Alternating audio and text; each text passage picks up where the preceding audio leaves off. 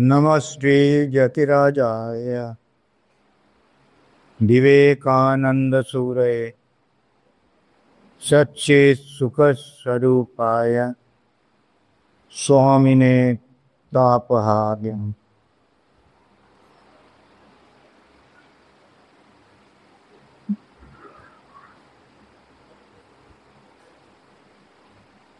আমরা দেখছি স্বামীজির জীবনে যেসব ঘটনাগুলো ঠাকুরকে কেন্দ্র করে সেগুলোর মাহাত্ম্য কতখানি, কত গভীর তাৎপর্যময়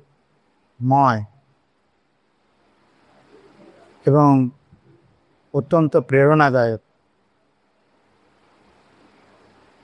প্রতিটি ঘটনাই আমাদের মনে রেখাপাত করে এবং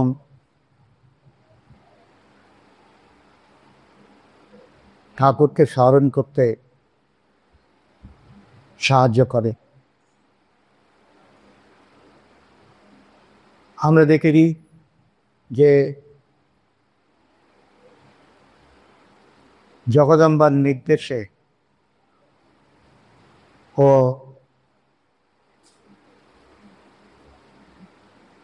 ঠাকুর পরীক্ষা করে স্বামীজিকে যা দেখেছেন তার পরীক্ষালব্ধ অভিজ্ঞতা থেকে যা বুঝেছেন তাকে আশ্রয় করে স্বামীজির উপর অশেষ বিশ্বাস রাখতেন। অন্যান্য ভক্তদের প্রতি নিয়ম কানুনকে আশ্রয় করে অতি তীক্ষ্ণ দৃষ্টি রাখলেও, যেমন তাদের আহার বিহার, শয়ন নিদ্রাম, জপ ধ্যান ইত্যাদি প্রতি অত্যন্ত নিয়ম কানুনের একটা বন্ধনের মধ্যে রেখে তাদেরকে তৈরি করছে। কিন্তু স্বামীজিকে পূর্ণ স্বাধীনতা দিয়েছে। এই সম্পূর্ণ স্বাধীনতা দেওয়ার পেছনের কারণ আর কিছু নয়, তিনি স্বামীজিকে একটা অন্য দৃষ্টিতে দেখতেন। বলতেন যে ও যদি এইসব নিয়ম কানুনের ব্যতিক্রমী হয়ও তাতেও তার কোনো ক্ষতি হবে না, প্রত্যব্যয় হবে না। প্রত্যব্যয় কথাটির মানে হচ্ছে পাপ বা ওই ধরনের একটা ভাব এই শব্দটি ভেতরে রয়েছে। কোনো ক্ষতি হবে না, এতে দোষ নেই। আর বলতেন নরের নিত্য সিদ্ধ ধ্যান সিদ্ধ, তাই তার ভেতরে সবসময় জ্ঞান অগ্নি প্রজ্বলিত। সেই অগ্নিতে সে যা আরাধি করে, যা কিছু করে সবই দগ্ধ হয়ে যায়, ফলে তার কোনো ক্ষতি করতে পারে না। আবার বলছেন যে জ্ঞান ও খর্গ দিয়ে মহামায়ার বন্ধন নিত্য খণ্ড খণ্ড করে দিচ্ছে। তাই মহামায়া কোনো মতেই তাকে নিজ আয়ত্তে আনতে পারছে না।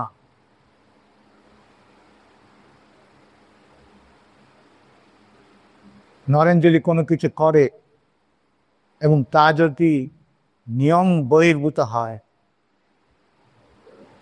তাতে তার মন কলুষিত হবে না, বা তা কোনো একটা বাধা সৃষ্টি করবে না, তার মনকে বিক্ষিপ্ত করবে না, এটাও বলতেন। আমরা গীতাতে দেখি, একেবারে শাস্ত্র মিলিয়ে নেওয়া যায়, গীতাতে দেখি কি শ্রীকৃষ্ণ কি বলছেন। বলছেন হিনয় এন এধাংসি সমীর অগ্নি ভস্মসাৎ কুক্তে অর্জুন, জ্ঞান অগ্নি সর্বকর্মাণি ভস্মসাৎ কুরুতে তথা। যেমন সুপিকৃত কাশ্য মাকাত অগ্নি সংযোগের সঙ্গে সঙ্গেই ভস্মীভূত হয়ে যায়,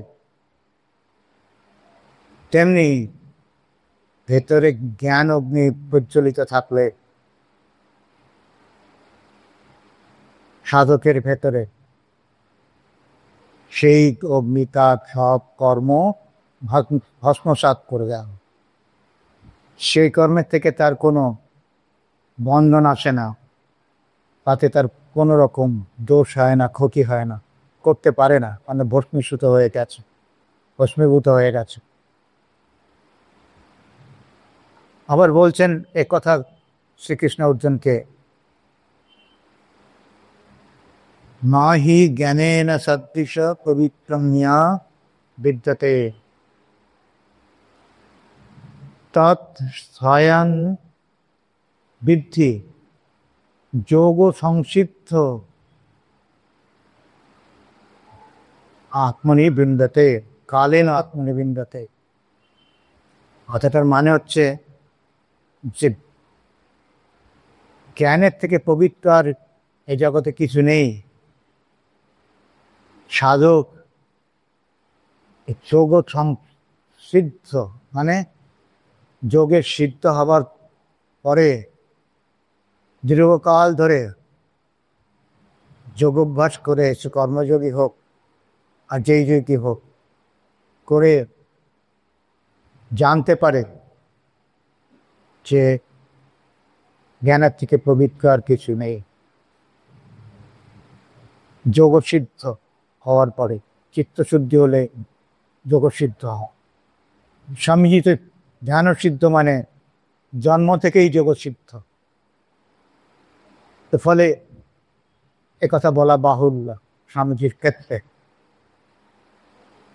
একেবারে শাস্ত্র অনুমোদিত যা কিছু, তাই স্বামীজির জীবনে ঘটে যাচ্ছে একের পর এক। ঠাকুরের কাছে অনেকে যারা বাসনাযুক্ত ভক্ত, সকাম যারা, তারা অনেক খাবার জিনিস নিয়ে আসতেন, যেমন মিছরি, বাদাম, পেস্তা, কিশমিশ ইত্যাদি। ঠাকুর খুব সাবধান থাকতেন এইসব খাবার দাবারের ক্ষেত্রে। ভক্তদের তো খেতেই দিতেন না, তার যুবক ভক্ত, আর নিজেও গ্রহণ করতেন না। তখন প্রশ্ন উঠত, তাহলে এগুলোর কি হবে? ঠাকুর বলতেন, যা নরেনকে দিয়ে আয়, ও খেলে ওর কোনো ক্ষতি হবে না, ওর কোনো হানি হবে না। এতটা ঠাকুরের তার প্রতি বিশ্বাস, আস্থা, উপযুক্ত শিষ্য, অতি সম্ভাবনাময়, কারোর সাথে তার তুলনা চলে না। নরেন একদিন হোটেল থেকে খেয়ে সে ঠাকুরকে বলছেন, সাধারণে যাকে অখাদ্য বলে, আজ আমি হোটেল থেকে তাই খেয়ে এসছি, এবং এই যে কথাটি বললেন, এই কথাটি কিন্তু বাহাদুরি দেখানোর জন্য বলেননি, ঠাকুর সেটা বুঝতে পেরেছিলেন। ঠাকুরকে সাবধান করে দিচ্ছেন, ঠাকুর সম্বন্ধে প্রচন্ড তিনি অ্যালার্ট। কেননা ঠাকুর যার তার হাতের ছোঁয়া, যার তার স্পর্শের বস্তু গ্রহণ করতে পারতেন না, ব্যবহার করতে পারতেন না, সে কথা মনে রেখে নরেন ঠাকুরকে একথা বলেছেন। ঠাকুর সেটা বুঝতে পেরেছেন, যাতে করে তিনি যদি কিছু স্পর্শ করে নেন তাতে যদি আপত্তি থাকে, তাই ঠাকুর এই কথা বুঝতে পেরে বলছেন, তুই হোটেলে গিয়ে অখাদ্য খেয়ে এসছেন, তাতে তোর দোষ লাগবে না।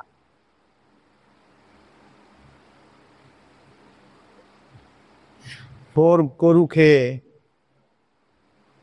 যদি কেউ ঈশ্বরে মন রাখে, তবে তা ভবিষ্যান্নের সমান। আর অপর দিকে শাক পাতা খেয়ে কেউ যদি বিষয়ে বাসনায় ডুবে থাকে, তাহলে তা শোর গরু খাওয়ার সমান, তার থেকে কিছু বড় নয়। তুই খেয়েছিস হোটেলে, যা খেয়েছিস তাতে তোর কোনো দোষ হবে না। আমার তো মনে কোনো কিছু উঠছে না এ বিষয়ে, তাই তোর ও নিয়ে ভাবনার কিছু নেই। কিন্তু এই সামনে যারা বসে আছেন ভক্তরা, তাদেরকে উদ্দেশ্য করে বলছেন, এদের কেউ যদি ওরকম হোটেল থেকে খেয়ে এসে আমাকে বলতো, তাহলে আমি তাদের স্পর্শ করতে পারতাম না, তাহলে তাকে আমি ছুঁতে পারতাম না। এতটা পার্থ, যেখানে সেখানে যা তা খেলে তাকে তার মন কলুষিত হবে না, এইটা ঠাকুর জানতেন। কেন তার মন সর্বদা ঈশ্বরের পাদপদ্মে মগ্ন হয়ে আছে। ঠাকুরের এই বিষয়ে কোনো রকম সন্দেহ ছিল না নরেনের ক্ষেত্রে। নরেনকে তিনি পরীক্ষা করেছেন, ভালোবেসেছেন, তাকে সুপরিচালিত করেছেন আধ্যাত্ম জীবনে। কিন্তু সেই সব করার ক্ষেত্রে তিনি তার নিজস্ব যে ভাব, সেই ভাব দ্বারা নিজস্ব যে চিন্তা প্রয়োজন মতো, সেই নিজস্ব চিন্তাকে প্রয়োগ করেই করেছেন, কোনো বাধা ধরা নিয়মের মধ্যে থেকে না। এই যে বিশ্বাস করা, পরীক্ষা করা, ভালোবাসা, এইগুলো নরেন অর্জন করতে পেরেছে ঠাকুরের কাছ থেকে। তার অধিকারিত্ব প্রমাণ করে, উত্তম অধিকারী। আমরা অধিকারীর কথা আগে আলোচনা করেছি। শাস্ত্রে যা যা বলে অধিকারীর সম্বন্ধে, অধিকারীকে চিহ্নিত করবার জন্য, আর সব কিছু স্বামীজির মধ্যে ছিল, এবং তাদের পরাকাষ্ঠা রূপে স্বামীর ভেতরে বর্তমান ছিল। তাই ঠাকুরের কোনো সন্দেহ ছিল না কোনো ব্যাপারে। আমি যে ক্ষেত্রে প্রথম দিকে আর এই যে তিনি তাকে শিক্ষা দিচ্ছেন, তাকে এগিয়ে নিয়ে যাচ্ছেন আধ্যাত্ম জীবনে, মানে তো রঙ্গরসের রঙ্গরসের মাধ্যমেও সেটি করছেন। তার একটা উদাহরণ দিলেই বোঝা যাবে কেমন। একদিন স্বামীজি ঠাকুরের কোনো ভক্তের নিন্দা করলেন। নিন্দা করে বললেন, ওদের বিশ্বাসটা হচ্ছে অন্ধবিশ্বাস। দেখুন কি নিপুণভাবে ঠাকুর নরেনকে শোধরাচ্ছে। অন্ধের আবার বিশ্বাসের আবার অন্ধ কি? বিশ্বাস তো অন্ধই, তার কি চোখ আছে? হয় বল বিশ্বাস, নয়তো বল জ্ঞান। অন্ধবিশ্বাস আবার চোখওয়ালা বিশ্বাস, সে আবার কিরকম? এই যে কথাগুলো বলছেন অদ্ভুত, তার মধ্যে একটি বিজ্ঞানসম্মত দৃষ্টি রয়েছে। এই বিজ্ঞানসম্মত দৃষ্টির সহায়ে ঠাকুর নরেনের বৈশিষ্ট্য অনুযায়ী তাকে ঠিক পথে নিয়ে চলেছেন। যেখানে যেখানে ভুল করছেন সেখানে সেখানে সঠিকভাবে তাকে শোধরাচ্ছেন, যাতে তার বিভ্রান্তি না ঘটে। এরকম ভাবে প্রথম যখন নরেন ঠাকুরের কাছে এসছেন, তখন আমরা জানি কালী, কৃষ্ণ, দেবদেবী সব মানতেন, এবং তার সঙ্গে অদ্বৈতবাদকেও স্বীকার করতেন।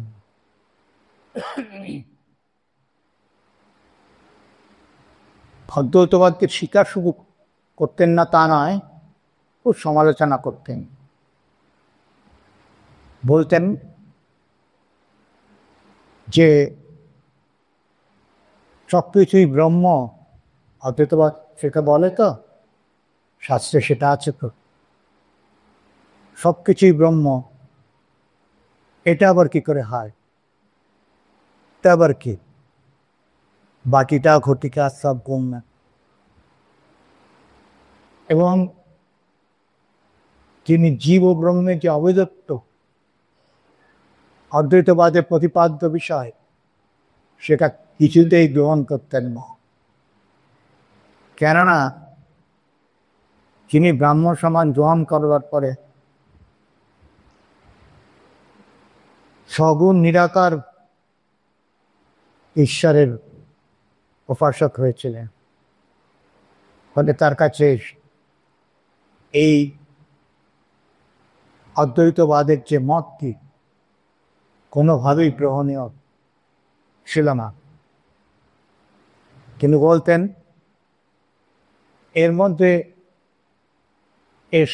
এর থেকে নাস্তিকতার তফাৎ আর কি? মানুষ, জীব, সৃষ্ট, সে সৃষ্টিকর্তার সঙ্গে নিজেকে এক ভাবছে, এটা নাস্তিকতা। এরকম ধরনের কথাবার্তা বলতেন। আরও যেটা বলতেন সেটা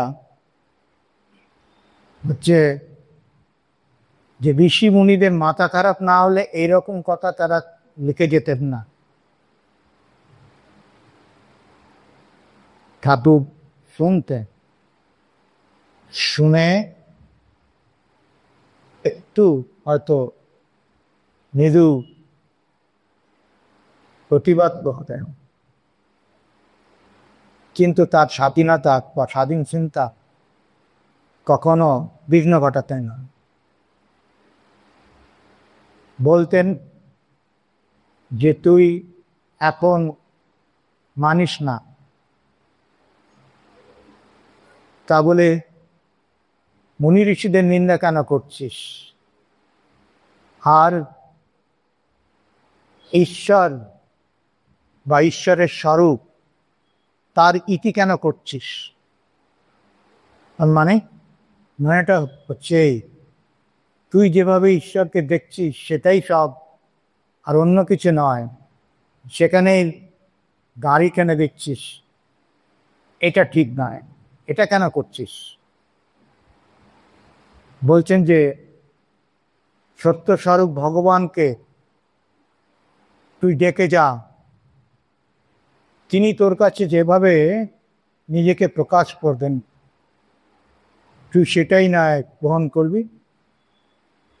দেখুন কথাগুলোর মধ্যে কিরকম গভীর একটা চিন্তার খোরাক রয়েছে। সাধারণ মানুষকে খুব ভাবায়, আর স্বামীজির মতো যার অত্যন্ত চিন্তাশীল ব্যক্তিত্ব তাকে তো ভাবাবেই, এবং আস্তে আস্তে ভেতরে তার পরিবর্তন আসবে চিন্তার বলে, এটা আমরা ধরেই নিতে পারি। তাই তো হচ্ছিল, এবং তার পরিণত স্বরূপ, পরিণতি স্বরূপ স্বামীজি এই প্রণালীতে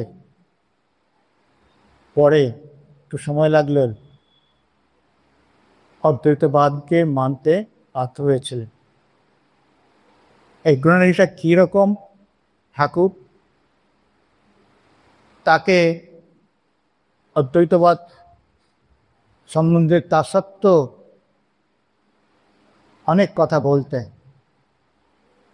এবং কথা বললে স্বামীজি শুনতেন, নরেন শুনতেন চুপ করে। কিন্তু পরে গিয়ে বন্ধু মহলে তুমুল সমালোচনা অদ্বৈতবাদের বিরুদ্ধে সমালোচনার ঝড় তুলতেন। এই যে ঝড় তুলতেন, এসব সবই ঠাকুর জানতেন। ঠাকুর ধৈর্য ধরে আপেক্ষা করতেন, এবং তার যে প্রয়াস স্বামীজিকে সঠিক মতে পরিচালিত করবার, সেই প্রয়াস কখনোই মন্দীভূত হতো না তার প্রয়াসে।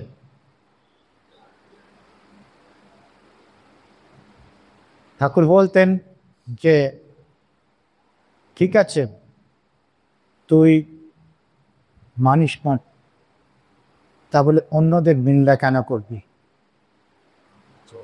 তুই ঈশ্বরকে ডাক যেভাবে তোর পছন্দে, দেখে ঈশ্বর যেভাবে তোর কাছে প্রকটিত হবেন তুই সেভাবেই তাকে গ্রহণ করবি। এরপরে ঠাকুর এইসব বলা টলার পরে খুব ধৈর্য সহকারে অপেক্ষা করে রাখতেন তার ভবিষ্যৎ। তার তো ভবিষ্যৎটা কি ঠাকুর পুঙ্খানুপুঙ্খভাবে জানতেন, তাই তার খুব তাতে চিন্তিত ছিলেন।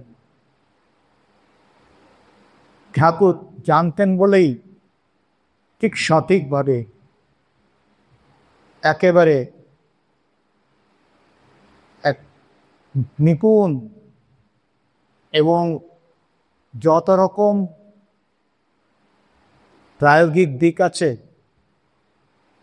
আধ্যাত্মিকতার, সূক্ষ্ম থেকে সূক্ষ্মাতীত, সেই সব উপলব্ধি করিয়েছেন স্বামীজিকে তার নিজস্ব ভাবধারা।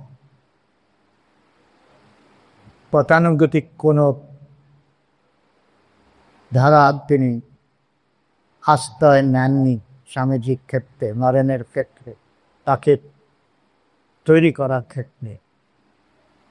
এই অদ্বৈতবাদ নিয়ে স্বামীজির ভেতরে অনেক আলোড়ন সৃষ্টি হয়েছে। ঠাকুর সেগুলো, যে আলোড়নগুলো সেগুলো বাধা সৃষ্টি করেছিল, আস্তে আস্তে আস্তে আস্তে সরিয়ে দিয়েছে। এই প্রসঙ্গে একটা ঘটনার কথা উল্লেখ করলেই আমরা বুঝতে পারব ঠাকুর কিভাবে এই কাণ্ডটি ঘটিয়েছিলেন। আমরা প্রতাপচন্দ্র হাজরার কথা সকলেই জানো, যারা পাতান্বিত করেছে। এই প্রতাপচন্দ্র হাজরা সাংসারিক জীবনের খুব ভালো ছিলেন না, অবস্থা খুব ভালো ছিল না। তিনি দক্ষিণেশ্বরে এসেছিলেন। তার ধর্মলাভের আকাঙ্ক্ষা এই সাংসারিক উন্নতির ইচ্ছার সঙ্গে মিশে গিয়ে তাকে একটা জটিল চরিত্রে পরিণত করেছিল। এবং তিনি সাধনা করে সিদ্ধাই লাভ করে অর্থ উপার্জন করবেন তার মাধ্যমে, সেই আশা পোষণ করতেন।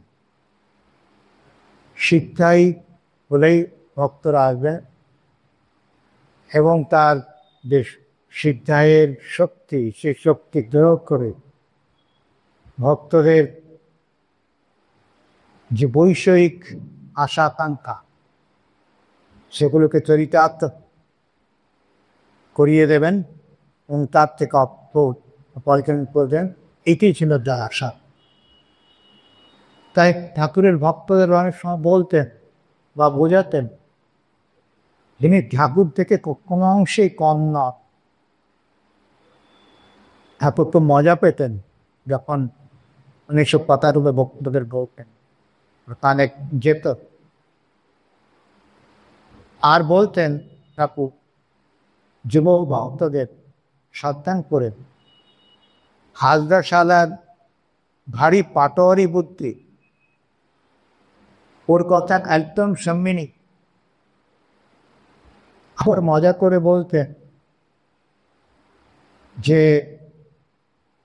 তার কারণ আছে, সেটা হচ্ছে যে নরেনের সঙ্গে তার খুব বন্ধুত্ব, কেননা হাজরা যুক্তিতর্ক ছাড়া কোনো কিছু মেনে নিতেন না। স্বামীজিও তাই তাদের মধ্যে খুব ভাব। তাই ঠাকুর বলতেন হাজরা হচ্ছে নরেন্দ্রের ঘেরেন ঘেরেন, মজা করে একটু বিকৃত উচ্চারণ করো। নরেন যখন দক্ষিণেশ্বরে আসতেন ওই সময়টাতে, তখন দক্ষিণেশ্বরে আনন্দের তুফান উঠত, গানের পর গান তিনি গেয়ে যেতেন এবং সে আত্মতত্ত্বের গান শুনে ঠাকুরের সমাধি হতো। এবং সমাধি ভাঙবার করে অর্ধবাচ্য দশায় একটু ভক্তিমূলক গানও শুনতেন।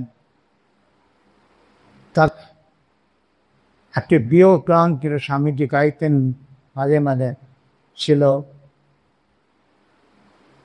তুঝসে हमने दिल को लगाया जो कुछ है सो তুই হ্যায়। এই গানটি বা এই ধরনের কোনো গান না শুনলে স্বামীজি কষ্টেতে ঠাকুরের তৃপ্তি হোক না। এই অবস্থাতে যখন গান শেষ হলো তখন ঠাকুর অদ্বৈত তত্ত্বের অনেক কথা বলতেন এবং স্বামীজি শুনতেন, নরেন মন দিয়ে সেগুলো শুনতেন কিন্তু মানতেন। তার সত্ত্বেও ঠাকুর কিন্তু ওইসব কথা শোনাতেন তার। এবার শুধু তাই না, নরেন এলে তাকে অদ্বৈত তত্ত্বের যে গ্রন্থ আদি সেগুলো পড়তে, তার মধ্যে একটি বিশেষ খুব উল্লেখযোগ্য বই ছিল অষ্টাবক্র সংহিতা, যা আমাদের ভাবলে অবাক লাগে। ঠাকুর তো সেরকম কিছুই পড়াশোনা করেননি,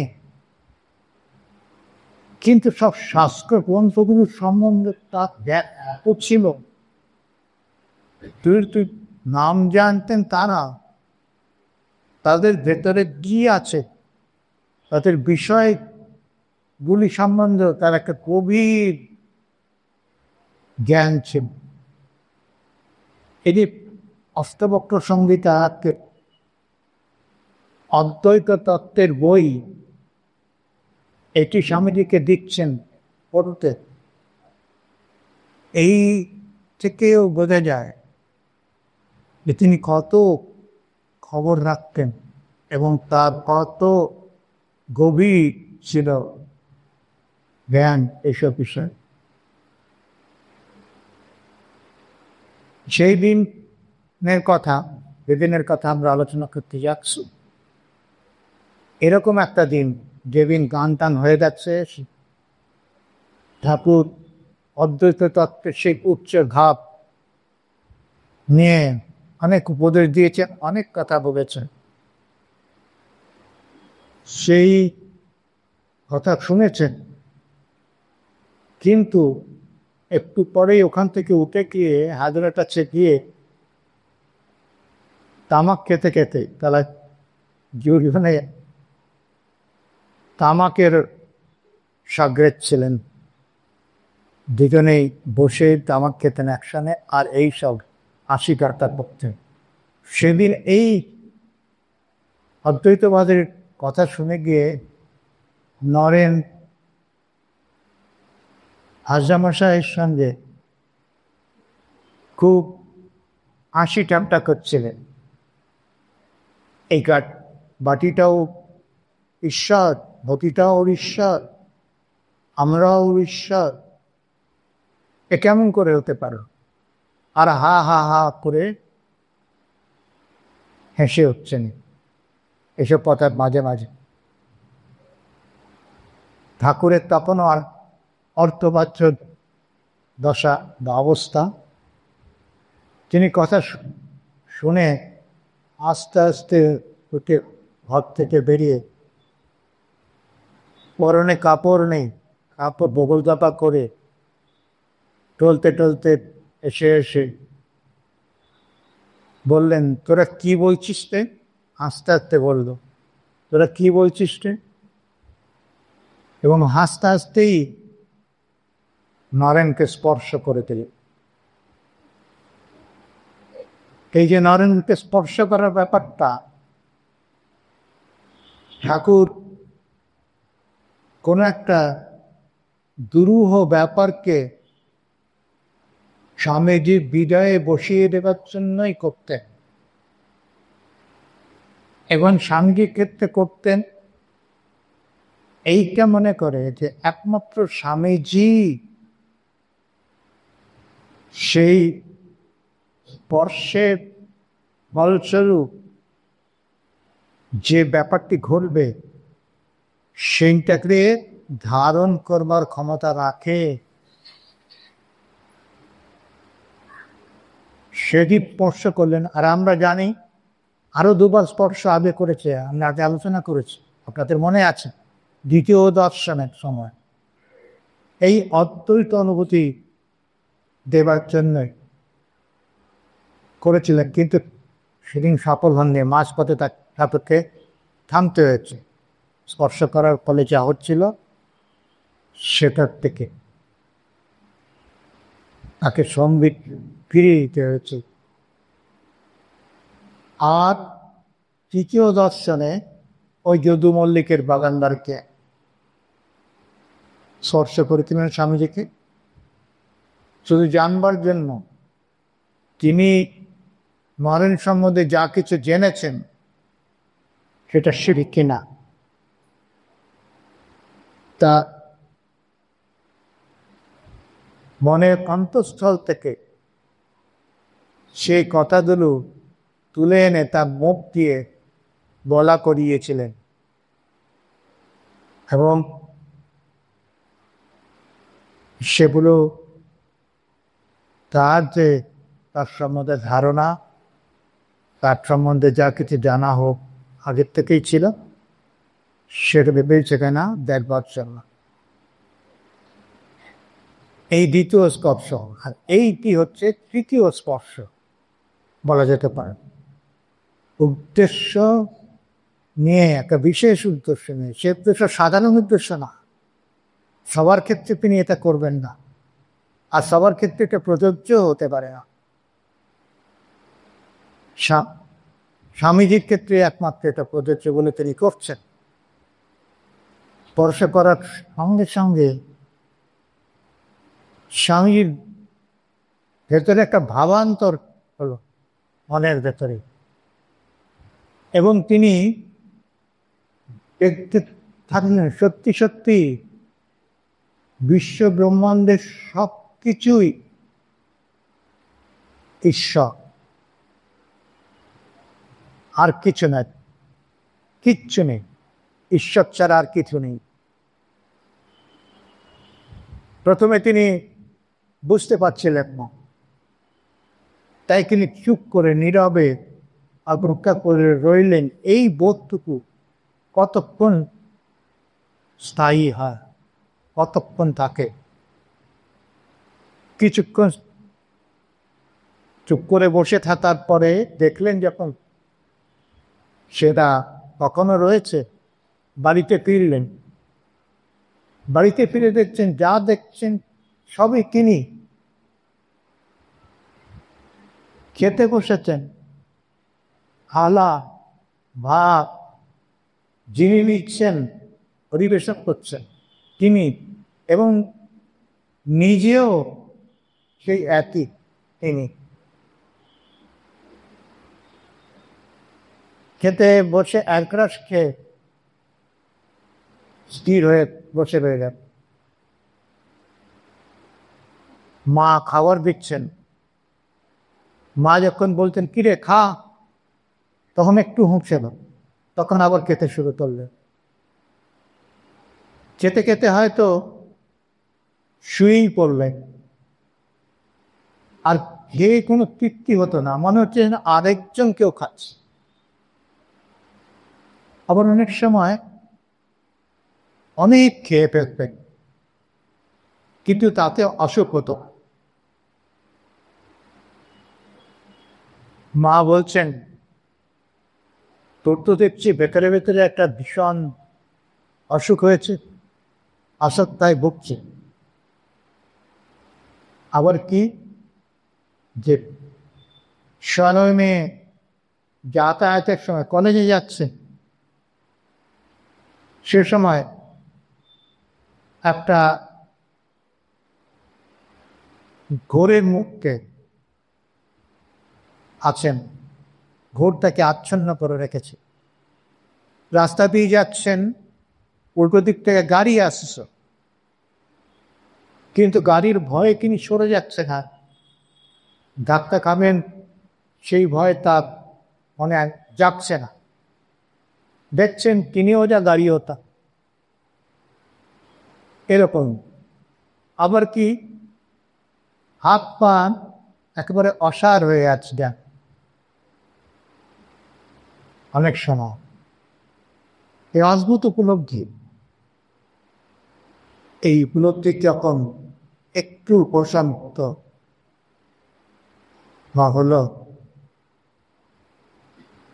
তখন তিনি এই যে অভিজ্ঞতাটা, এই যে অনুভূতিটি বুঝতে পারলেন, এই তো অদ্বৈত অনুভূতির আভাস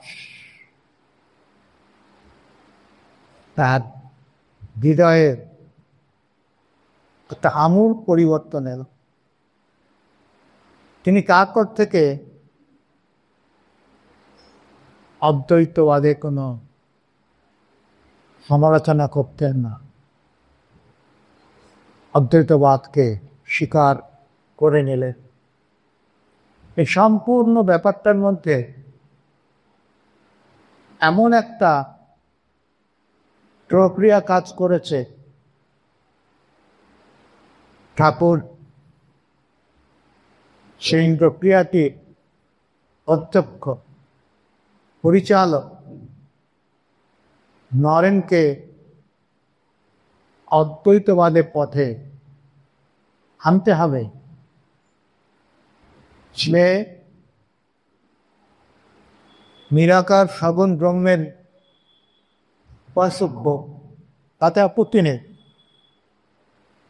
কিন্তু অদ্বৈতবাদকে ত্যায্য মনে করবে, এটা হতে পারে না। তাই অনেক চিন্তা ভাবনা করে তাকে এই উপলব্ধির মাধ্যমে তার ভাবের মধ্যে একটা বিশাল পরিবর্তন এনে তাকে অদ্বৈতবাদ স্বীকার করতে বাধ্য করলেন। এই যে অভিজ্ঞতা, এই অভিজ্ঞতা যেটা আমরা শুনলাম, সে অভিজ্ঞতাটি স্বামীজি নিজ মুখেই বলেছে। তার বন্ধু দুজন শশী আর শরৎ, তারা কাছাকাছি থাকতেন নরেনের বাড়ি। 1884 খ্রিস্টাব্দে এক দুপুরে শীতকালে তারা এসেছে। নরেন তার এই অভিজ্ঞতার কথা সাক্ষ্য সহকারে বিস্তারিতভাবে একেবারে তাদেরকে বললেন, শোনালেন, এবং তারা তিনজনে মনে ঠাকুরের মহিমা কীর্তন করতে লাগলেন। তারপর সন্ধ্যা হয়ে এলো, তিনজনে মিলে হেজুয়াতে বেড়াতে গেলে। বেড়াতে গিয়ে নরেন তাদেরকে গান শোনালেন। গানটি কি? ঘাটি হচ্ছে প্রেমদান বিনয় গোহারায়, চাঁদ নিতাই ডাকে আয় আয়, তোরা কে নিবি আয়, কলসে কলস প্রেম কলসে কলসে ঢালে তবু না পোড়া, ইত্যাদি। কি অসাধারণ গানটি! চৈতন্যদেবকে উদ্দেশ্য করে দাঁড়, কিন্তু ঠাকুরের সঙ্গে, ঠাকুরের চরিত্রের সঙ্গে চৈতন্যের চরিত্রে ও মিল রয়েছে, ও যাও। এবং এই স্বামীজি যে এই গানটি গাইছেন ঠাকুরের কথা স্মরণ করে, একেও অত্যন্ত তাৎপর্যপূর্ণ ভাবটি বোঝানোচ্ছে। গান শেষ হলো, তখন বলছেন দু বন্ধুকে, সত্যি বিলাচ্ছেন গোরারা, প্রেম বলো, ভক্তি বলো, মুক্তি বলো, যা ইচ্ছা, যাকে ইচ্ছা তাকেই বিলাচ্ছেন গোরারা। মানে ঠাকুরের যে আধ্যাত্মিক বিশালতা, আধ্যাত্মিক মাহাত্ম্য কোন পর্যায়ে পড়ে, তাকে যে পরে অবতার বরিষ্ঠ বলেছে, কেন বলেছে? আমরা এইসব ঘটনাগুলো স্বামীর জীবনে যে ঘটেছে সেগুলোকে অনুধাবন করলে বুঝতে পারি যে ওই কথা বলা স্বামীজির পক্ষে অত্যন্ত স্বাভাবিক। অবতার ছাড়া তো এগুলো কেউ করতে পারে না। কথায় কথায় একেবারে ঈশ্বর অনুভূতি করে দেওয়া, ঈশ্বরকে দর্শন করা স্পষ্টমাত্রই এটা অবতারের পক্ষেই সম্ভব, আর কারো পক্ষে নয়। এবং ঠাকুর যে দৃষ্টান্তগুলো রেখে গেছে, সেই দৃষ্টান্তগুলো আমরা আগের অবতারের ক্ষেত্রে সেভাবে পাই না। তাই স্বামীজি ঠাকুরকে অবতার শ্রেষ্ঠ হিসেবেই ব্যক্ত করেছেন, তার উপলব্ধি জাত জ্ঞান থাকে। এরপরে এই গান শেষ হলো, এই কথা বললেন এবং বললেন যে কি অদ্ভুত শক্তি, অবাক হয়ে গেছেন। এই কথা কেউ বললেন, এই শক্তি তিনি বারবার দেখেছেন ঠাকুরের ক্ষেত্রে, এবং তার যে প্রয়োগ, এই প্রয়োগের ফলস্বরূপ কি হয় তার সম্বন্ধে তার গভীর জ্ঞান জন্মেছে। তাই বলতেন কি অদ্ভুত শক্তি, অদ্ভুত কথাটি ব্যবহার করেছে। তারপরে আরো বলছেন এই অদ্ভুত শক্তি বোঝানোর জন্য বন্ধুদের, যে ঘরের দরজার খিল লাগিয়ে বিছানায় শুয়ে আছে, আমাকে আকর্ষণ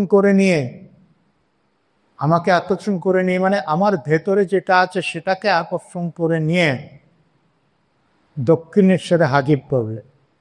এই যে ভেতরে যেটা আছে এটাতে আমার বুঝতে হবে সূক্ষ্ম শরীর।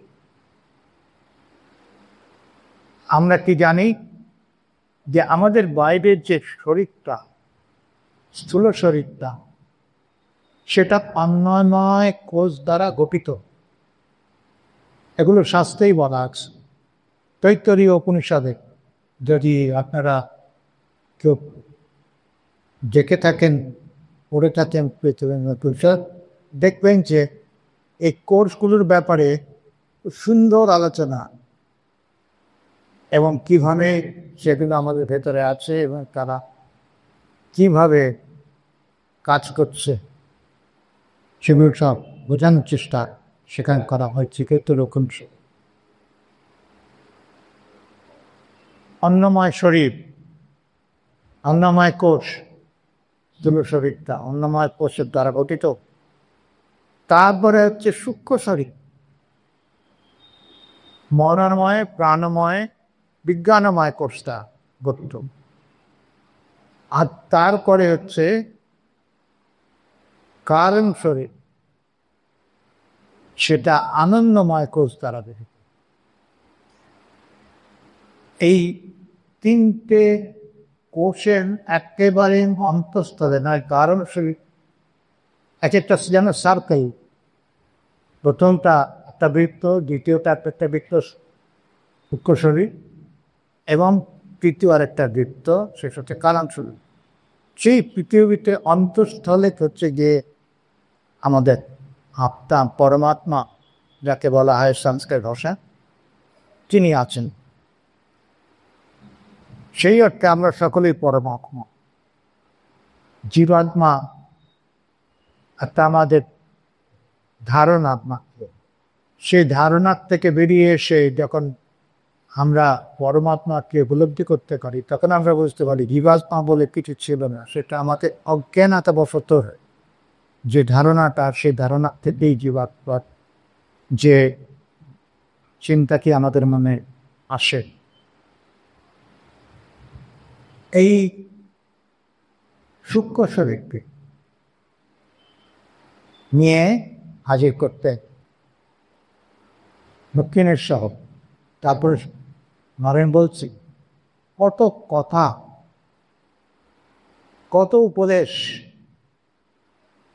সব দিয়ে তারপরে ফিরতে দিলেন। এটা কি কোনো সাধারণ গুরুর পক্ষে সম্ভব? একমাত্র অবতার পুরুষ ছায়া স্বামীকে সেটা বোঝাচ্ছেন অন্তরে। তারপরে এইসব কথা বলতে বলতে অনেক রাত হয়ে গেল। স্বামীজি বন্ধুকে এগিয়ে দিতে যাচ্ছেন বাড়িতে। এগোতে এগোতে বাড়ি পর্যন্ত চলে গেলেন। কার? শরতের বাড়ি।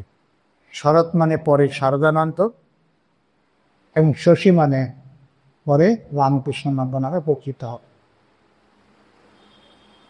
গেলে বাড়ির মেয়েদের একটু ঢুকেই বললে, এই বাড়িতে আমার পরিচিত, আমি এই বাড়ির সম্বন্ধে জানি। স্বামীজির ক্ষেত্রে আমরা আগেও দেখেছি এরকম একাধিকবার হয়েছে। তারপরে ঘরের ভিতরে ঢুকে কোন ঘর দিয়ে কোন পথ দিয়ে কোন ঘরে যেতে হবে সব তার এক এক করে সব ডুবুরে দেখলেন।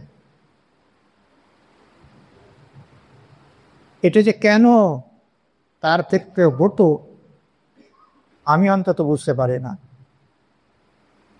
পুনর্জন্ম বাদে যারা বিশ্বাস করে, আমরা বিশ্বাস করি, সাধারণ ডিমের ক্ষেত্রে অনেক সময় জাতির স্বরের কথা আমরা শুনেছি,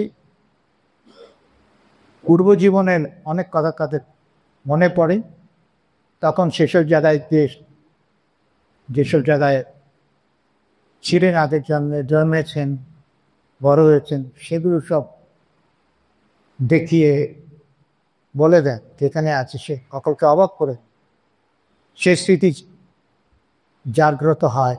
অনেকের ক্ষেত্রে, সবার ক্ষেত্রে না, কিন্তু স্বামীজির ক্ষেত্রে এটা কেন হতো? স্বামীজি তো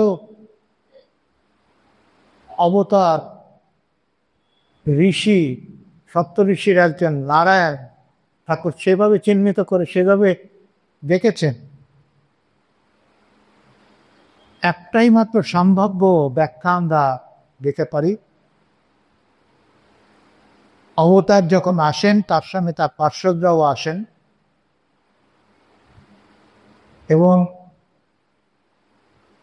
তার পার্শ্বদের মনে কিছু কিছু জিনিস হয়তো থেকে যায়, অভিজ্ঞতা থেকে যায়, তাদের স্মৃতি জেগে ওঠে। তবু এই ব্যাখ্যাটা খুব একটা যে সঠিক ব্যাখ্যা সেটা বলা যাবে না। এটা একমাত্র আধ্যাত্মিক আধ্যাত্মিক অভিজ্ঞতা উপলব্ধি ছাড়া এই ঘটনা বা এইসব বিষয়ে ব্যাপারে ঠিকভাবে জানা সম্ভব নয়। যাই হোক, এই ঘটনাটা ঘটেছিল, তাই আমরা বলতাম, এর ব্যাখ্যা আমরা দিতে পারবো না। তারপরে যোগাযোগ করলেন ভারতের বাড়িতে, করে টোরে এত নিবিড় বন্ধুত্ব। আবার দু বন্ধু নরেনকে তার বাড়ি পর্যন্ত গল্প করতে করতে করতে এসে পৌঁছল। গল্প মানে কি? ঠাকুর তো নিয়েই তো সব, অন্তহীন প্রত্যেকেরই, তিনজনের প্রত্যেকের জীবনেই এমন এমন সব ঘটনা ঘটেছে, সেগুলো অবাক কর, এবং তারা নিজেদের মধ্যে আদান প্রদান করছেন সেইভাবে। তারপরে আরেকটি ঘটনাটি হচ্ছে, ঠাকুরের কাছে আসবার আগের থেকেই তো স্বামীজি ব্রাহ্ম সমাজে নাম লিখিয়েছিলেন, এবং নাম লিখে মূর্তি পূজা, সাকার উপাসনা ত্যাগ করবেন, এই কথা দিয়ে অঙ্গীকারবদ্ধ হয়েছিল, অঙ্গীকারপত্রে সই করেছিলেন। তারই আকর্ষণে রাখাল, আমরা আগে দেখেছি রাখাল তখন সেই পাড়ায় থাকতেন, স্বামীজির শিমলে পাড়া। রাখাল সেও ব্রাহ্ম সমাজে নাম লিখিয়েছিলেন, এবং তিনিও নিরাকার উপাসনা করবেন, সাকার উপাসনা করবেন না, সেরকম প্রতিজ্ঞাবদ্ধ হয়ে স্বীকারোক্তিকে স্বীকার করতে সই করছিলেন। তা একদিন দক্ষিণেশ্বরে নরেন দেখলেন যে রাখাল ঠাকুরের সঙ্গে মন্দিরের ভেতরে ঢুকে দেব বিগ্রহকে প্রণাম করছে। তিনি দেখে প্রচন্ড ক্ষুণ্ণ হলেন, বিরক্তি কান্নুতে এলো। তখন রাখালকে ওরে বললেন, তুই মিথ্যাচারের দোষে দূষিত হয়েছিস, ব্রাহ্ম সমাজের অঙ্গীকার পত্রে সই করে কি মেনে নিয়েছিস, যে স্বীকার করেছিস যে মূর্তি উপাসনা করবি না। কি আজকে ওকে দেখলাম মন্দিরে গিয়ে বিগ্রহকে প্রণাম করছিস, সেতে তোর মিথ্যাচার হয়েছে, সেই দোষে দূষিত হয়েছিস। এই কথা বলার পরে রাখাল মহারাজ একটু নরম প্রকৃতি ছিলেন, আর নরেনকে ভয় পেতেন। যখনই দেখা হতো তখনই ভয়ে একদম সংকুচিত বাড়ি যেত। ঠাকুর এবং সব লক্ষ্য করেছেন এবং জেনেছেন। তখন ঠাকুর নরেনকে ডেকে বললেন একদিন, দেখ, তুই রাখালকে কিছু বলিসনি, ও তোকে দেখলি জড়সড় হয়, ওর এখন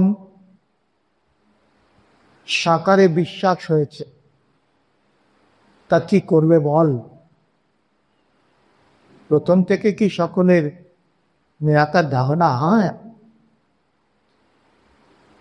এই কথা তখন বললেন, স্বামীজি বুঝতে পারলেন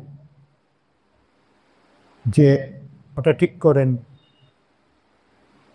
তারপর থেকে রাখাল মহারাজের উপরে আর দোষারোপ করেননি। যাক, আজ এখানেই থামছি, পরে কিন্তু দেখবো আর কি হয়। ওম শান্তি গাম বিষ্ণু